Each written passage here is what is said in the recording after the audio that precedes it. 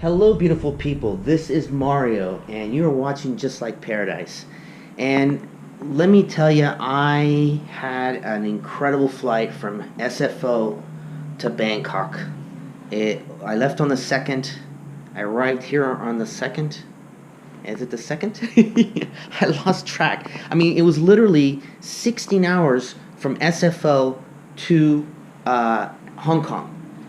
We were a 35-minute delay at SFO due to a problem with one of the loading machines. Got into Hong Kong, disembarked. Within the hour, we were back on the plane. We had to go through security. By the way, security at SFO was incredible. Somehow I got a TSA quick check, and I think it has something to do with the fact that I did a DOJ background check. And maybe somehow it gets put on, on the system. But I literally walked through a metal detector, the one that will just like your keys in your pant, in your pants it'll go off. So I didn't have to take anything out of my bag. I didn't have to take my shoes off my belt. Nothing. It was incredible. I mean, seriously, no line. I just walked right through. Had some sushi, a little sake, and got on the plane, and it was pretty much 16 hours. I didn't get up but once. It was incredible. I started doing meditation on the plane. There was a baby that was crying. I felt so bad for the family. I felt so bad for the baby because it seemed like it was in pain. It was screaming bloody murder for 16 hours. What it seemed to be 16 hours. I mean, there were times where it did relax, but literally, I woke up so many times from the baby just wailing. I've never heard such a little, and it was a tiny little baby too.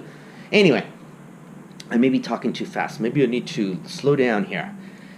So, once I got to Singapore, man, that place is huge. The last time I was in Singapore was probably 2004 or something like that. They are building still more airport. It is incredible. I think I must have walked at least 4 football fields, maybe more. With 2 heavy kind of carry-on bags, my laptop bag and my camera equipment on the other, and I walked for, what seemed to be a half an hour. Plus, there was a little train, and then right near the end, and we were the last gate. They had those flat escalator things, but anyway, I was sweating, dudes and dudettes. So I met a real nice gentleman. Well, I met a Burmese couple on the flight from SFO all the way from Hong Kong to Singapore, and then I met a really nice Canadian guy, business guy who lives in Singapore, and we really had a great discussion. But then seriously, I've never seen such a cluster F in my life at an airport. We got off the plane, and it was like a herd of people trying to get through immigration. So I got through pretty good, but it was probably a good 20 minutes. The first immigration was full. They pushed us over to the next one.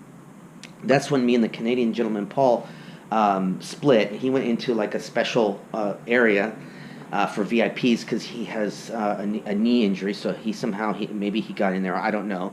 And then I went down the next one, which is what you're supposed to do, by the way. When you do go to Bangkok and you get off the plane, definitely go past the first one, go past the VIP, and the next one is the one you want to go to. Anyways, it still took about 20 minutes, but like I said, got through, found out where my luggage was. By the time I got out, the luggage was already on the carousel. Got a cart, put my stuff on, and then I exited, and that's when it was... I'll tell you something. As nice as Bangkok is, and I'm sure there's other parts of the airport that are really cool, it is too narrow once you exit out of the airport into the kind of area where you would find your SIM cards and go to the train or to the taxis or to whatever. So people were just... it was so many people. I can't even begin to tell you. It was like it was a rock concert, And so I had to take my trolley down to the second floor, wait, it's the first floor, oh, basement, excuse me, the basement. And I went to Super Rich, and I was gonna do $1,000 exchange. I only did 500. Then I had to go up to the second floor, which is it's basement first, second. I got my sim, but I had to wait 30 minutes or more. And I was in the wrong place. It was for tourists, and I should have got one for being here for going to be here for a year. So after 30 days, I'll have to figure that one out. Every 90 days, I have to go check in, but they didn't tell me anything. They just let me go through. So I mean, I don't know. There's no like paper or anything. I just have to research it. And I can go over some of that with you guys if you want, and girls if you want to know from U.S. How to get your visa, what to do, and where to find all the information. You really don't need a service. I'm going to tell you right now, you don't need a service. You can do it by yourself online. And anyway, so finally got that. Then the taxi. Oh my God! I mean, I was trying to get Uber. I was trying to punch in my hotel. The addresses in Bangkok are so just huge. You can put it in Google Maps and you won't find it. I mean, I think it's some kind of a Thai thing. And so I tried to do that for an Uber.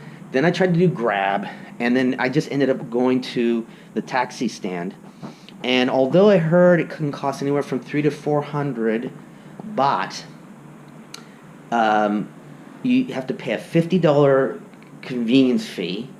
You have to pay 50, at least the tolls that I went through was $55 baht for that, and then I think it was 400 with the $50 fee. So it was like, I think it came out to like 403 baht or something like that, not including the toll. So pretty cheap, but not as cheap as I anticipated. I hope I'm not making people dizzy. I'm actually pacing in my room. If you can see, this is my humble abode. It is perfect. I mean, if I could find a condo this big, I think I'd like to get just a little bit bigger place. But this is fine. Bathroom is pretty nice, modern. Yeah. Pretty cool. I'm going to leave that open just because it is a little hot in there. So all my stuff, I literally have this whole part of my bag, and this is a big bag, is just full of toys for my camera, my GoPro. I mean, I got so much stuff for my GoPro. It's incredibly, I went way overboard. I mean, I could pretty much do anything with my GoPro. So what I have is I have 2 Sessions 5s. I have one black 5 and one 4 black. I had the 4 black for my solo quad, which I didn't bring because they have a new law here with the quads. You have to go through hoops, and I figured if I really need one down the road, I'll buy one here. And I got my Hero 5 for 300, and I got both my Hero 5 blacks for 200 each. So, I like toys, equipment.